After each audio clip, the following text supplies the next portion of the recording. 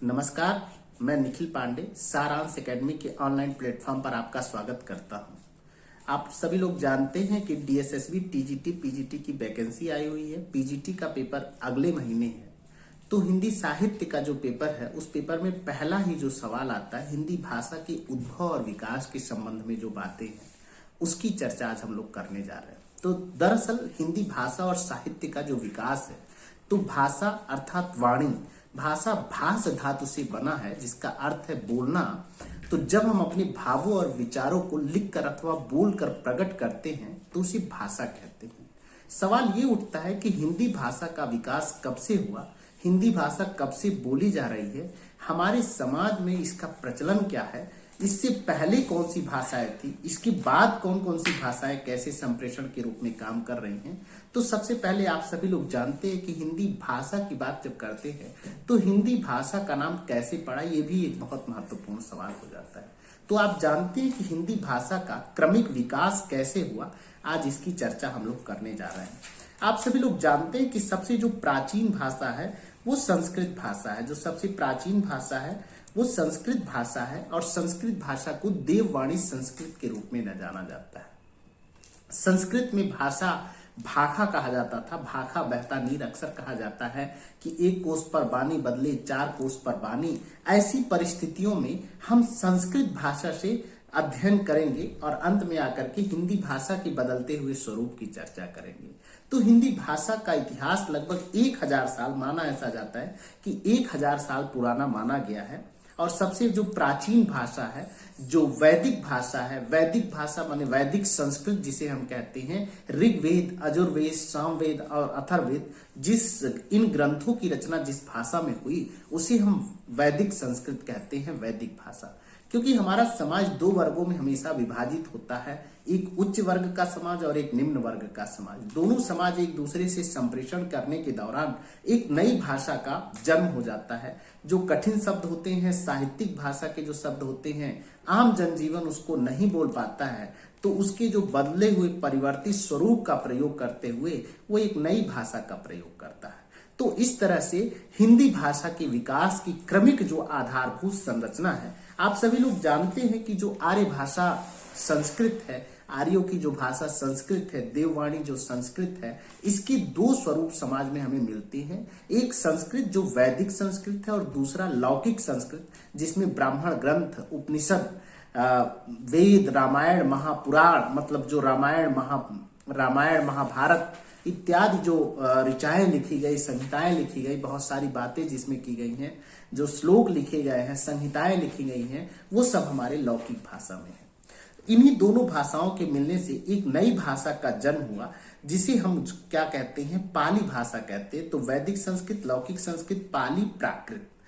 प्राकृत के अपभ्रंश के सौर सैन्य से हिंदी का विकास 1000 के आसपास हुआ। दरअसल आपको यह भी जानना चाहिए कि जो हिंदी भाषा है वो मूल रूप से फारसी शब्द से आया है। क्योंकि फारस की जो फारसी भाषा है वहां सिंध शब्द का जो है, भारत का आप जानते हैं कि पुराना नाम सप्त सैंधव प्रदेश है, आर्यावर्त है ना।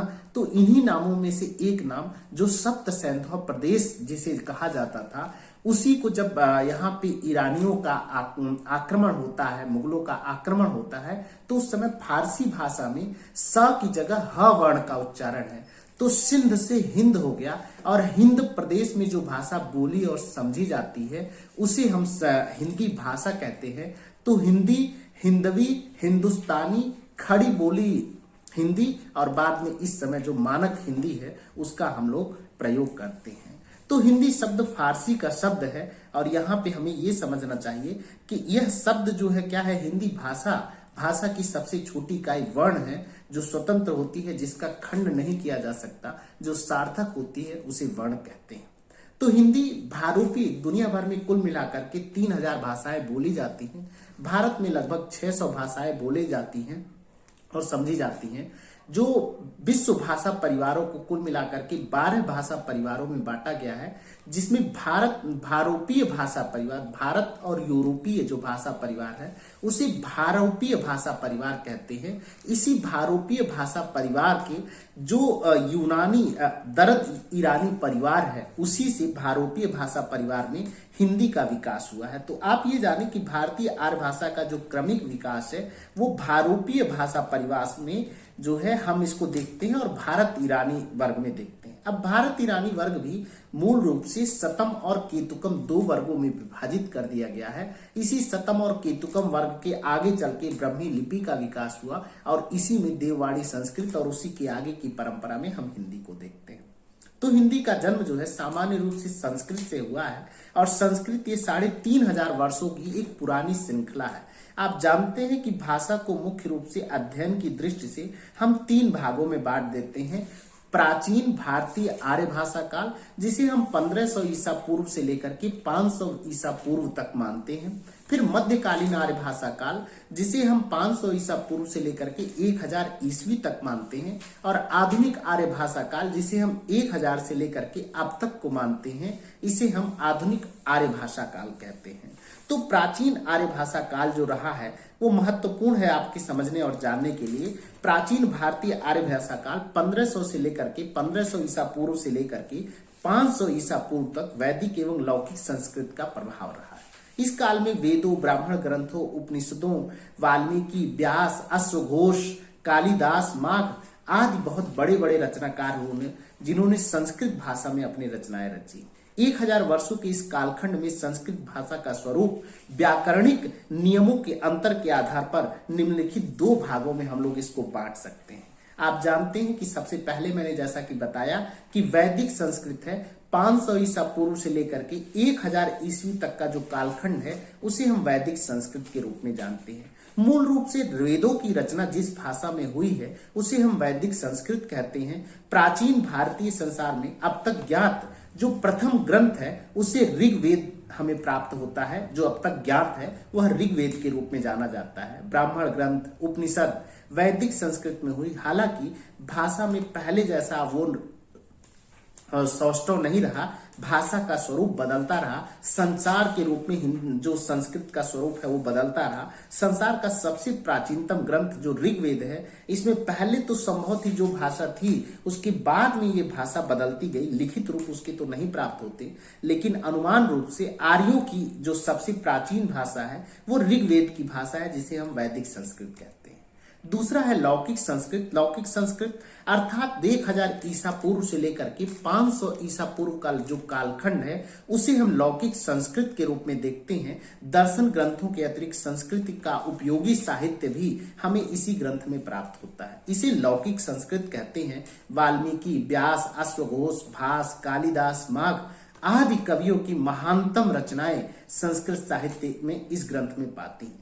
वेदों के अध्ययन के रूप में जब देखा जाता है तो कालांतर में इसका स्वरूप बदल गया और कात्यायन ने, जो महर्षि कात्यायन थे, उन्होंने संस्कृत भाषा के बिगड़ते स्वरूप के संस्कार को पुनः चिन्हित करके उसके व्याकरण को संबद्ध बनाया और पाणिनि ने उसके नियमीकरण को कर करके वैदिक और लौकिक संस्कृत को एक भिन्न भिन्न अलग अलग रूप दिया। इसी काल में रामायण, महाभारत, नाटक और व्याकरण आदि संस्कृत के ग्रंथ लिखे गए और यही हिंदी भाषा के मूल स्वरूप की पहचान भी बने। तो संस्कृत काल का जो अंतिम पड़ाव तक आते आते जो मानक और परिनिष्ठित भाषा थी, वो भाषा तो क्षेत्रीय स्तर के नाते जो है 3 रूपों में बदल जाती है, जिसे हम पश्चिमोत्तर हिंदी कहते हैं, मध्य देशीय हिंदी कहते हैं और पूर्व विकसित हुई हिंदी कहते हैं। तो अब हम आ जाते हैं दूसरे कालखंड पर, जिसे हम मध्यकालीन आर्य भाषा परिवार कहते हैं, मध्यकालीन भारतीय आर्य भाषा काल कहते हैं, जिसका समय है 500 ईसा पूर्व से लेकर के 1000 ईसा पूर्व। इसमें 3 भाषाओं का एक पैरेलल विकास हुआ, जिसमें पाली, प्राकृत और अपभ्रंश भाषाओं का विकास देखा जाता है। इस काल में मूलतः लोक भाषा का विकास हुआ। इस समय भाषा का जो रूप सामने आया उसे हम सबसे पहले प्राकृत कहते हैं और प्राकृत से जो है वैदिक और लौकिक संस्कृति जो बोलचाल में दब गई थी, उससे अनुकूल समय पाकर के अपना सिर उठाया और प्रकृति के विकास के साथ प्राकृतिक हिंदी का प्राकृतिक भाषा के रूप में विकसित हो गया। जो प्रसिद्ध व्याकरण आचार्य हैं वो प्राकृत भाषाओं को संस्कृत न मान करके जो प्राकृत के आचार्य हैं उन्होंने कहा कि भाषाओं की प्राकृत संस्कृत मानकर उससे प्राकृत शब्द की व्युत्पत्ति हुई। तो आप जानते हैं प्रकृति शब्द संस्कृतः तत्भवम अत्र गातम व प्राकृतम। इस प्रकार हम देखते हैं कि मध्यकाल की यही प्राकृत निम्नलिखित 3 अवस्थाएं इसकी प्राप्त होती हैं। सबसे पहली अवस्था जिसे हम पाली भाषा कहते हैं। पाली भाषा 500 ईसा पूर्व से लेकर के 1000 ईस्वी तक की जो भाषा है उसे हम पाली भाषा कहते हैं। गौतम बुद्ध के जो हमें उपदेश मिलते हैं वो भी हमें पाली भाषा में प्राप्त होते हैं। इसी तरह अशोक के जो शिलालेख विभिन्न लिखे गए हैं वो भी हमें पाली भाषा में प्राप्त होते हैं। संस्कृत कालीन बोलचाल की भाषा विकसित होते होते यूं कहे कि सरल होते होते 500 ईसा पूर्व बात काफी बदल चुकी थी, जिसका नाम दिया गया पाली भाषा। पुरानी प्राकृत और भारत की प्रथम देश भाषा कहा जाता है। मगध प्रांत में उत्पन्न होने के कारण इस भाषा को श्रीलंका में इस लोगों ने मागधी कहा। पाली भाषा में बोलचाल की भाषा में शिष्ट और मानक रूप प्राप्त होते हैं। आते आते पश्चिमोत्तर क्षेत्र की बोलियों की संख्या 3 से 4 बढ़ गई। अब हम इसे पाली मध्य देशीय पूर्वी और दक्षिणी भाषा के रूप में जानते हैं। आप जानते हैं कि अब जो दूसरी अवस्था है उसे हम प्राकृत अवस्था कहते हैं। प्राकृत भाषा 1 ईस्वी से लेकर के 500 ईस्वी तक की जो भाषा है उसे हम प्राकृत अवस्था कहते हैं। तो वैदिक संस्कृत, लौकिक संस्कृत, पाली, प्राकृत, अपभ्रंश। तो प्राकृत की बात कर रहे हैं हम लोग। आते आते यह भाषा बोलचाल की भाषा के रूप में परिवर्तित हो गई। सामान्य रूप से असंस्कृत थी, बोलचाल की आम भाषा थी, सहज रूप में समझ में आती थी, स्वभावतः प्राकृत कहलाई। उसके बाद क्षेत्रीय बोलियों की संख्या बढ़ गई, जिसमें सौर सैनी, पैचासी, महाराष्ट्री, मागधी और ब्राचट, अर्धमागधी आदि प्रमुख रूप से आशाई। भाषा वैज्ञानिकों ने प्राकृत की 5 अवस्थाओं को स्वीकार किया है, जिसमें सबसे पहली जो अवस्था है प्राकृत पूर्व की अपभ्रंश की जो पूर्व अवस्था है उसमें सबसे पहले हम सौर सैनी को रखते हैं। सौर सैनी अर्थात सूरसेन के आसपास जो मध्य देश की भाषा थी उसे संस्कृत के प्रभाव के कारण हम देखते हैं उसे सौर सैनी नाम दिया। इसमें भी कुल मिलाकर के ये जो सौर सैनी है इसके हमें 5 रूप इस तरह से जो अपभ्रंशकालीन भाषा है उसके 5 रूप दिखाई देते हैं। सौर सैनी, मागधी, अर्धमागधी, महाराष्ट्री, पैचासी। तो हम जानते हैं जो सूरसेन मथुरा के आसपास बोली जाती थी सौर सैनी, जो सिंध के क्षेत्र में बोली जाती थी उसे पैचासी, जो महाराष्ट्र या विदर्भ के क्षेत्र में बोली जाती थी उसे जो है महाराष्ट्री, जो मगध या बिहार में बोली जाती थी उसे मागधी, और जो कोसल प्रदेश जैन साहित्य की भाषा थी उसे हम लोग अर्धमागधी के रूप में स्वीकार करते हैं। और अंतिम में अपभ्रंश जो है, अब हम आ जाते हैं अर्धमागधी के बाद जो तीसरी अवस्था है जिसे हम अपभ्रंश कहते हैं। 500 ईसा पूर्व से लेकर के 1000 ईस्वी तक का, 500 ईस्वी से लेके 1000 ईस्वी तक का जो काल गणना है उसमें हम किसको पढ़ते हैं, जो है अपभ्रंश भाषा को पढ़ते हैं। तो अपभ्रंश वही भाषा है, भाषा वैज्ञानिकों की दृष्टि से अपभ्रंश भारतीय आर्य भाषा मध्यकाल की अंतिम अवस्था इसे कहते हैं। समझने योग्य बात यह है कि यह मध्यकाल की अंतिम अवस्था है जो प्राकृत और आधुनिक भाषाओं के बीच को जोड़ने का काम करता है। कुछ दिनों बाद प्राकृत में भी परिवर्तन आ गया और लिखित रूप स्वरूप में बदल गया। तो इस तरह हम देखते हैं कि अपभ्रंश के मुख्य रूप से कौन कौन से भेद स्वीकार किए जाते हैं। सामान्य तौर पर सौर सैनी, पैचासी, ब्राचट, खस, महाराष्ट्री, मागधी, और बंगाल, बिहार, उड़िया, असमिया में सब जगह अर्धमागधी। तो इस प्रकार जो पूरी की पूरी हिंदी भाषा का जो विकास हुआ है वो अर्धमागधी पूर्वी हिंदी से, अतः कहा जा सकता है कि हिंदी का विकास जो अपभ्रंश की सौर सैनी अवस्था है उसमें मागधी अर्धमागधी रूपों से हुआ है। तो हिंदी का विकास वैदिक संस्कृत, लौकिक संस्कृत, पाली, प्राकृत, अपभ्रंश की सौर सैनी से खड़ी बोली हिंदी का विकास 1000 के आसपास अमीर खुसरो की बोलियों में हमें दिखाई देती है। तो इस प्रकार आधुनिक भारतीय आर्य भाषा काल का प्रारंभ 1000 ईस्वी से हिंदी भाषा और साहित्य में हम इसे काउंट करना शुरू कर देते हैं, जोड़ते लगते हैं। 11 ईस्वी तक आते आते आर्य भाषा काल समाप्त हो जाता है और आधुनिक भारतीय आर्य भाषाओं का युग जो है प्रारंभ हो जाता है। यह अपभ्रंश के विभिन्न क्षेत्रीय रूप जो विविध उपभाषाओं के रूप में प्रचलित हो गए, जैसे पश्चिमी हिंदी, राजस्थानी हिंदी, गुजराती हिंदी, लद्दाखी हिंदी, पंजाबी हिंदी, सिंधी हिंदी, मराठी हिंदी, पहाड़ी हिंदी, बिहारी हिंदी, बांग्ला हिंदी, उड़िया, असमिया, पूर्वी हिंदी आदि भाषाओं का, नई नई भाषाओं का जन्म हुआ। आगे चलकर पश्चिमी हिंदी, राजस्थानी हिंदी, बिहारी हिंदी, पूर्वी हिंदी और पहाड़ी हिंदी, इन 5 उपभाषाओं से यह विकसित होती हुई आज पूरे भारत में संपर्क भाषा के रूप में चिर प्रचलित है। तो ब्रज, खड़ी बोली, भोजपुरी, अवधी, गढ़वाली आदि समग्र रूप को हम हिंदी भाषा के अंतर्गत रखते हैं। कालांतर में अधिक विकसित होकर के मानक और परिनिष्ठित रूप में वर्तमान समय में बहुप्रचलित रूप में हिंदी भाषा का स्वरूप हमें आता है। वह मध्यकालीन हिंदी के साथ साथ मध्ययुगीन हिंदी भक्ति आंदोलन में खूब फैलती और फूलती है। देश के कवियों की वाणी में जन जन तक अपना संचार करती है। इसी के माध्यम से अमीर खुसरो, विद्यापति, धनपाल, कुशल राय वाचक बहुत सारे प्रसिद्ध कवि हुए। इसी परंपरा में सूर, तुलसी, जायसी, है ना, रसखान, मीराबाई जैसे महत्वपूर्ण कवियों को इस कालखंड की देन माना जा सकता है। इसी के बाद हम देखते हैं कि आजादी के बाद की जो हिंदी है, स्वतंत्रता के पहले की हिंदी और स्वतंत्रता के बाद हिंदी। आप सभी लोग जानते हैं कि स्वतंत्रता के समय जो हिंदी है वो पत्रकारिता की हिंदी है, संचार के माध्यम से। आप जानते हैं कि 30 मई 1930 को, मतलब 1926 को जो है उद्दंड मार्तंड पत्रिका का प्रकाशन होता है और भारत में एक नए कालखंड का जन्म होता है, जिसके माध्यम से पत्र पत्रिकाओं के माध्यम से हम गुलामी की जंजीरों को तोड़ करके एक नए भाषा साहित्य का सृजन करते हैं और देखते हैं कि जो मिशन की हिंदी है, संप्रेषण की हिंदी है, आजादी की लड़ाई में संप्रेषण के दौरान हिंदी भाषा का सबसे ज्यादा प्रयोग किया गया। तो स्वतंत्रता से पहले जो हिंदी का स्वरूप था वो हिंदू, हिंदुस्तानी कई रूपों में आदि रूप प्रचलित थे। लेकिन 14 सितंबर 1950 को संविधान की 8वीं अनुसूची में हिंदी भाषा को राजभाषा के रूप में स्वीकार कर लिया जाता है। बाल KS आयंकर मुखर्जी की कमेटी में जो है इस बात को स्वीकार करके स्वतंत्रता के बाद की हिंदी को राजभाषा घोषित। अब आप जानते हैं कि इसके बाद भाषा के विभिन्न जो प्रमुख संप्रदाय बने, बहुत सारे प्रचार समितियां बनी, अलग अलग लोगों ने अलग अलग तरीके से हिंदी भाषा के प्रचार प्रसार के लिए, स्वयं गांधी जी ने हिंदी भाषा के प्रचार प्रसार के लिए अपना योगदान दिया। और आप जानते हैं आजादी के बाद आज 75वीं साल, हम लोग 75 साल गुजर गए, हिंदी भाषा का स्वरूप संवैधानिक स्तर पर तो भाषा वैसी ही है, लेकिन आज बोलचाल, संप्रेषण की भाषा, अखबारों की भाषा, राजनीति की भाषा, सूचनाओं की भाषा, सोशल मीडिया की भाषा, सभी जगह पे आज आप बताइए हिंदी के सबसे बड़े अखबार हिंदी भाषा में निकलते हैं। जो दुनिया, भारत के सबसे बड़े जो अखबार है वो हिंदी भाषा में निकलते हैं। भारत में जो फिल्में बनती हैं वो हिंदी भाषा में मिलती हैं। भारत में जो विज्ञापन आते हैं वो हिंदी भाषा के बनते हैं। भारत में राजनीति जो होती है वो हिंदी भाषा से होती है।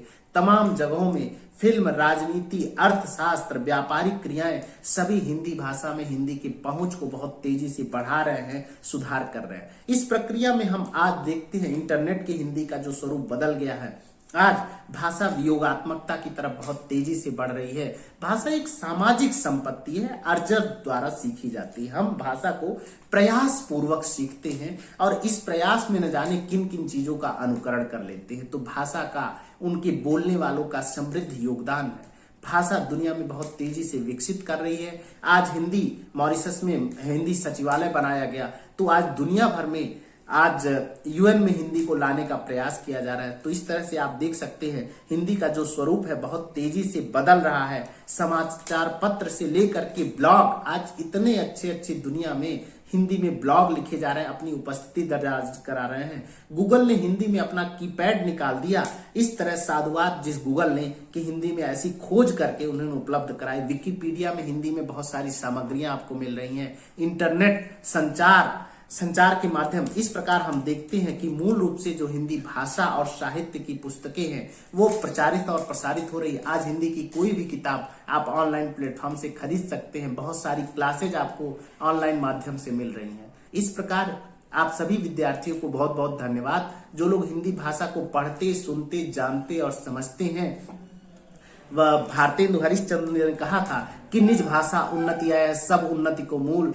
बिन निज भाषा ज्ञान के मिटे न हे को धूल हे को मूल। तो इस तरह से भारतेंदु से लेकर के आज नरेंद्र कोहली तक की जो पूरी व्यापक परंपरा है, काव्य साहित्य जगत विधा अदन उपन्यास कहानी नाटक निबंध आलोचना सभी अन्य गद्य विधाओं में आत्मकथा जीवनी रेखा चित्र संस्मरण ऋतुपार्ज सभी विषयों में हिंदी भाषा का स्वरूप बहुत तेजी से बदल रहा है और बहुत तेजी से अपनी पकड़ बनाए हुए है। तो इस विकास क्रम की प्रक्रिया में आपकी परीक्षा उपयोगी जो भी कंटेंट होगा आपको बहुत अच्छा लगेगा। बहुत बहुत धन्यवाद और साधुवाद। मेरे चैनल को सब्सक्राइब करिए, लाइक करिए, कुछ जगहों पर कुछ हिंदी भाषी प्रेमियों को आगे बढ़ाइए। इसी के साथ आप सभी लोगों का बहुत बहुत धन्यवाद। सारांश एकेडमी पे आप सभी लोगों का बहुत स्वागत है।